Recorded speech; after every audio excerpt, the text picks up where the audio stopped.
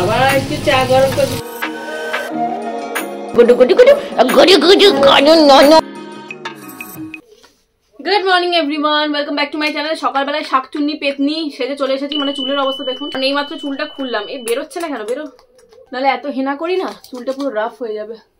অনেকে আবার কমেন্ট করেছিলেন আমাকে যে দিদি লেবন সিরাম মেখো না, হেয়ার ফল হয়। এটার কোনো মানে হয় না। আর হেয়ার ফল সবসময় হবে স্ক্যাল্পে যদি কিছু অ্যাপ্লাই করো সেটার দরুন। তো এটা স্ক্যাল্পে অ্যাপ্লাই করার জন্য নয়, এটা শুধু হেয়ার লেন্থে অ্যাপ্লাই করার জন্য, জোট ফ্রি রাখতে বা একটু শাইনি রাখতে, একটু চকচকে ওই হয় না, একটু বেশ স্পা ওয়ালা এফেক্ট ওয়ালা জিনিসপত্র। মানে শ্যাম্পু কন্ডিশনার করার পরে একটু সিরাম অ্যাপ্লাই করে না হালকা হাতে, ব্যাস হয়ে গেল। এটার সাথে হেয়ার ফলের কোনো সম্পর্ক নেই। হেয়ার ব্রেকেজ যদি হয় তাহলে বলতে পারো।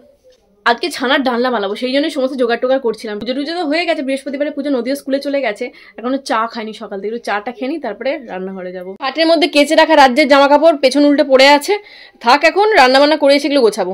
অনেকদিন ধরেই ভাবছিলাম ছানার ডালনাটা করব, ঠিক আছে, করবো করে করা হয়নি। কালকে ফ্রিজে হাতড়ে হাতড়ে খুঁজতে গিয়ে দেখলাম অল্প পোস্ত, চালমগজ, তারপরে কাজু সবকিছুই রয়েছে। ভাবলাম আজকে করেই ফেলি।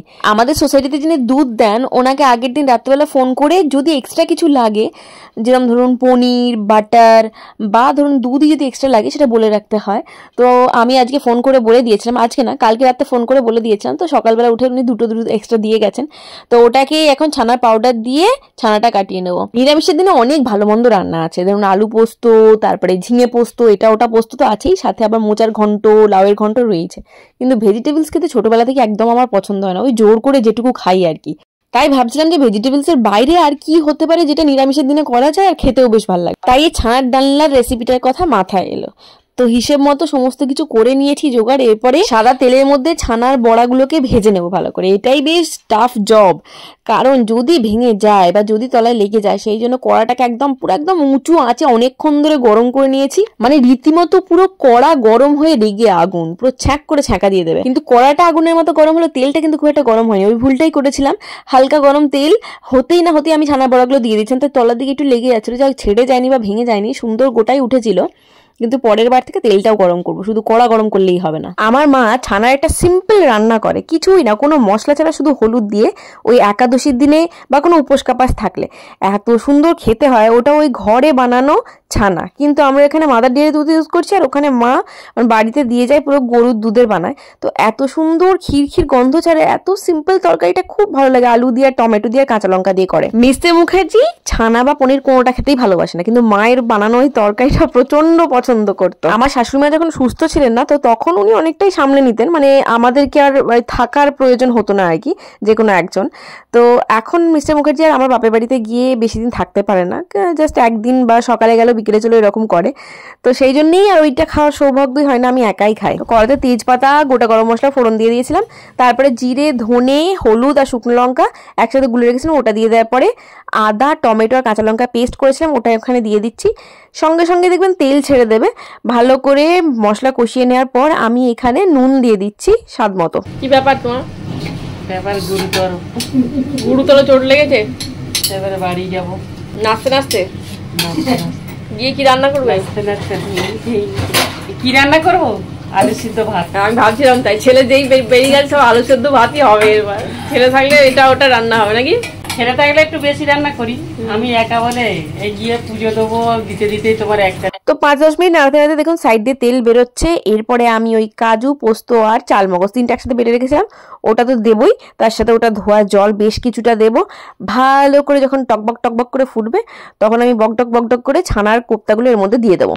জল ঢেলে দিয়েছি, ফুটতে শুরু করে দিয়েছে। তখন আমার মনে পড়েছে আমি গরম মশলাই দিইনি। তো যাই হোক, তারপরে আমি গরম মশলা গুঁড়ো করে এর মধ্যে ছড়িয়ে দিয়েছিলাম। গরম মশলা ঘি ছাড়া রান্নাই হবে না এটা। তো গরম মশলা দেওয়ার পর একটা সুন্দর গন্ধ বেরিয়ে গেছিলো, যাকে বলে মনে হচ্ছে এখনই খেয়ে নিই। তারপরে আবার বললাম না, টকবক করে ফুটতেই বকডক করে ছানার কোপ্তাগুলো আমি এর মধ্যে অ্যাড করে দেবো। যদিও আমি গ্রেভিটা একটু বেশি করে রেখেছিলাম, কারণ রাতের রুটির সাথেও একটু খেতাম। লাস্টে ঘি আর কাঁচা লঙ্কা। এক গাদা পাহাড় করা জামা কাপড় কেচে গোছালাম, আবার এক গাদা পাহাড় করা জামা কাপড় আজকে কাচবো। আজকে আর কালকে কাচলে মোটামুটি একটু কমবে, কারণ বিয়ে বাড়ির সব একদার থেকে কাচতে হচ্ছে। সোয়েটার থেকে আরম্ভ করে মোজা, জামা, জুতো সবকিছু। জুতোও কেচেছি আমি, মানে জুতো হাতে করে পরিষ্কার করেছি। যাই হোক, তো আজকে বৃহস্পতিবার লাঞ্চে কি কি হচ্ছে দেখিয়ে দিই। বাবার এটা আলু ভাতে, ফুলকপি ভাজা, বড়ি ভাজা, লঙ্কা ভাজা, এখানে ছানার ডালনা, আর এখানে হলো মুগের ডাল। কেমন হয়েছে ছানার ডালনাটা? ভালো হয়েছে। ভালো হয়েছে। নারকেল নেই আমার কাছে, কবেই শেষ হয়ে গেছে, এগুলো ডেট ওভার হয়ে গেছে, এগুলো শেষ হয়ে গেছে। ইয়ে দিয়েছি তোমার কাজু আর চারমগজ। স্কুল থেকে এসেই খেয়ে দিয়ে নদী এখন পড়তে বসেছে। নদীর সামনেই এক্সাম, আর 10 দিনও নেই, সেজন্য এখন ওকে এক্সট্রা পড়া পড়তে হবে। দুপুরবেলাটাও পড়তে হবে, সন্ধ্যেবেলা থেকে। সন্ধ্যেবেলা হোমওয়ার্কগুলো করবে, দুপুরবেলা রিভিশন নাও করো ফোরের টেবিলটা রেখো। নদীকে পড়াশোনা করিয়ে ঘুম পাড়া দিকে আমি একটু ঘুমিয়ে পড়েছিলাম 1/2 ঘন্টার মতো। তারপর সন্ধ্যে দিয়ে মা বাবাকে খেতে দিলাম। এখন আমি আর কিছু খাইনি। 3 দিন ধরে রুকসান আমাকে ফোন করছে, মানে জবে থেকে এসেছি, কি রে আসছিস না। তো আজকে তো মোটামুটি শরীরটা ফিট আছে। নদীকে দুপুরবেলা একটু পড়িয়েও দিয়েছি, তাই ভাবছি এখন একটু যাই সাথে দেখা করে আসি, কথা বলে আসি।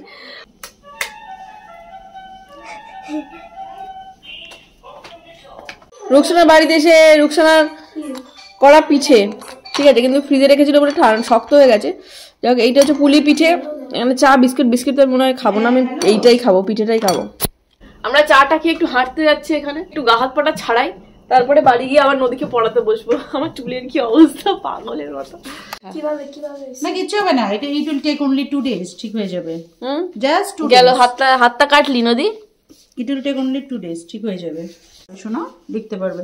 চকলেট উইথ থাকলে দাও ওর একটু। না আর কিছু।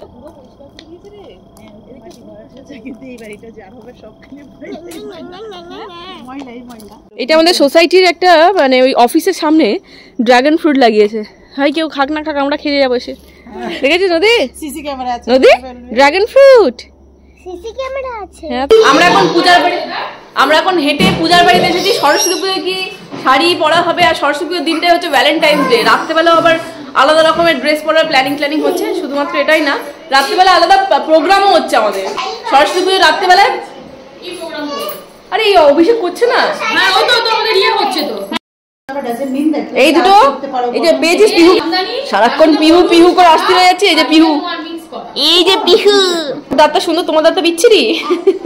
আর এই গোল্ডিটা পুরো একদম দেখেই ঝাঁপিয়ে অস্থির হয়ে যাচ্ছে। নই তুই যাস না তো, এখানে পঞ্চুটা কামড়ে ধরবে।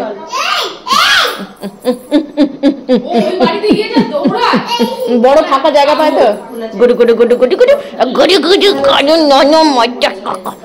আরাম পেয়েছো তুমি আরাম পেয়েছো?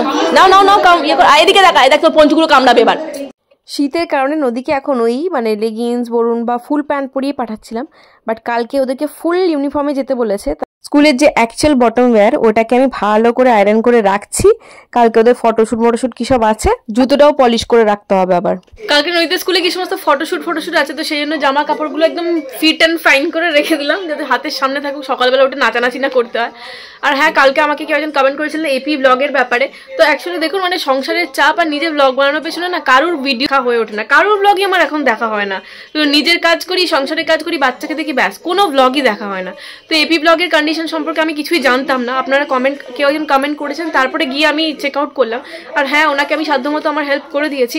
আর আপনারাও যারা আছেন, গিয়ে ওনাদেরকে হেল্প করুন। খুবই বাজে একটা সিচুয়েশন, এরকম সিচুয়েশনের মধ্যে যেন কাউকে না পড়তে হয়, কোনো মাকেই যেন সন্তানের জন্য এত কষ্ট না পেতে হয়। বাচ্চা যে কোনো মায়ের কাছে কি জিনিস, আর আমি জানি না কোনো বাচ্চাকে কেন এত কষ্ট।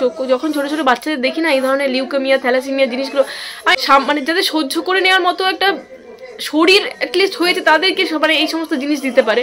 একটা বাচ্চা তার কিছুই সহ্য করার ক্ষমতা নেই, তাকে এই ধরনের কষ্ট দেওয়ার কিছু বলার নেই। যাই না, ওনার বাচ্চাটা ভালো হোক, সুস্থ হোক, এই কামনাই করি। আপনারা সবাই এগিয়ে আসুন, আমিও আমার নিজের মতো করেছি, আপনারাও সবাই একটু হেল্প করুন, যত পারেন শেয়ার করুন।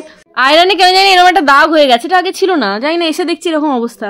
এটাকে ক্লিন করবো, নাহলে না খুব মানে গরম হয়ে যাওয়ার পর একটু হালকা লেগে যাচ্ছে, অদ্ভুত হয়ে যাচ্ছে। এটা কি উঠছে আদেও? না তো উঠছেও না, এটা কি করে করবো বুঝতেও পারছি না। এই যে ফাইনালি একটু মানে বেশ মোটামুটি পরিষ্কার হলো। এইটার ওপরে না মানে লেয়ার পড়ে গেছিল, কিছুটা পুড়িয়েছিল। এটা মিস্টার মুখার্জিরই কৃতকর্ম, আমি যা বোঝা যাচ্ছে। বিয়ে বাড়ির সময় ছিলাম না, কিছুটা ইস্ত্রি করেছে, এই অবস্থা করেছিল। ছুরি দিয়ে তুললাম ঘষে, জানি না ওপরে প্লেটটা নষ্ট হয়ে গেল কিনা, দেখা যাক, কালকে ইস্ত্রি করে একবার দেখতে হবে। বাঁকুড়ায় ছিলাম, সেই জন্য সিকিউরিটির কাছে অনেকদিন ধরে অনেকগুলো পার্সেল পড়েছিল, তার মধ্যে একটা প্রচন্ড ইম্পর্টেন্ট জিনিস আমার কাছে ছিল। এটা হচ্ছে লুমি ক্রিম, ল্যাকমি লুমি ক্রিমের প্রচন্ড ভালো একটা মানে দেখেছি, রিভিউ দেখেছি, যে অ্যাফোর্ডেবল প্রাইসের মধ্যে, মানে একদম বাজেট ফ্রেন্ডলি যাকে বলে, মানে মেকআপ করার আগে ল্যাকমি লুমি ক্রিম মাখলে এফেক্টটা ভালো হয়, একটা সুন্দর একটা বেশ চকচকে ভাব আসে, একদম গ্লোই স্কিন লাগে। তো এটা একটা নেওয়ার ইচ্ছা ছিল, এটা নিয়েছি আমি। আর সাথে একটা ওলে টোটাল এফেক্টসের বিবি ক্রিম নিয়েছি, কারণ আমার যে সমস্ত বিবি ক্রিমগুলো আছে না, ওগুলো মানে পোর্সকে ক্লগ করে দেয়, সেই জন্য পিম্পলগুলো বেরিয়ে যায় খুব তাড়াতাড়ি। ওলে টোটাল এফেক্টসে টাচ অফ ফাউন্ডেশন, এই যে এটাই হচ্ছে মানে পোর্সকে ক্লগ করবে না, তাই অ্যাপ্লাই করার পরেও মানে পিম্পল বেরোনোর চান্সটা কম, বেরোবে না একদম বলছি না, বাট চান্সটা কম। তো আর এমনি তো দিনের বেলা মানে সরস্বতী পুজোর সময় বা ধরুন দিনের বেলা কোথাও বেরোনোর সময় না হালকা বিবি ক্রিম ইউজ করাটা সব থেকে বেস্ট। তো ওটার জন্য আমার মনে হলো এটা ভালো, প্রথমেই ল্যাকমি লুবি ক্রিম মেখে নাও আর তারপরে এই বিবি ক্রিম লাগিয়ে বেরিয়ে যাও। পোস্ত বলুন, এই যে সর্ষে পোস্তর অনেক রকমের অ্যাডভার্ট দেখেছি, তো এটা কুকমির আমি মশালা ধোকা মশালা ধোকা অর্ডার করেছে, মানে ধোকা মিক্স বলতে পারেন। এটা জাস্ট মানে ব্যাটার, ডালটাকে আপনাকে বাটতে হবে না, বেটেই দিয়েছে, এটাকে গরম জলে ভিজিয়ে রেখে তারপরে কড়াইতে নেড়ে যেরকমভাবে ধোকা বানায় সেরকমভাবে বানাতে হবে। একদিন বানিয়ে দেখবো, আপনাদের সাথে শেয়ার করবো যে খেতে কি ওই রকমই লাগলো নাকি অন্যরকম লাগলো। পরীক্ষার আগে তো একটা অনর্থ ঘটিয়ে বসে রইলো, ডান হাতটাই কাটলো, এখন 2 দিন লেখা প্র্যাকটিস করতে পারবে না। যাই হোক ঠিক আছে। আর সর্দি তো লেগেই আছে, এখন পায়ের তলায় হাতের তলায় করতে পারলাম না কারণ তেল ফেল লেগে যাবে, আর বুকে পিছে সব জায়গায় ভালো করে সর্ষের তেল মালিশ করে দিয়েছি। রাত্রি ঠিক 11:15 বাজছে আর মেয়ে আর পাপার ভিডিও কলে চলছে এখন সারাক্ষণ। এই এখন একে মিমিক্রি করছে, ওকে মিমিক্রি করছে।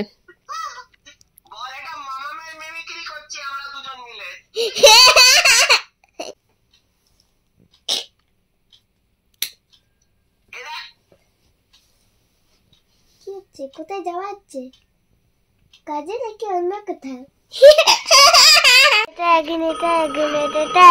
শুয়ে পড়ো। আমি যেরকম বলেছিলাম আপনাদের এই আদিবাসী অয়েলটা আমি রোজ লাগাবো কন্টিনিউয়াস 6 মাস পর্যন্ত, পুরোপুরি আপডেট দিতে। এখানে স্পটে আমি লাগিয়েছি, বোরলিন লাগিয়েছি। যাই হোক, তো এখন আমি আদিবাসী তেলটা লাগিয়ে খুব সুন্দর ঘুমিয়ে যাবো। 11:20 বেজে গেছে, না ঘুমাবো না, এডিট করে মোটামুটি 12:30 মধ্যে আজকে তাড়াতাড়ি হয়ে গেছে, হাফ এডিট করে রেখেছি। কোন ব্লগের সাথে দেখা হচ্ছে আজকে, ব্লগটা ভালো লাগলে please to like share subscribe my channel.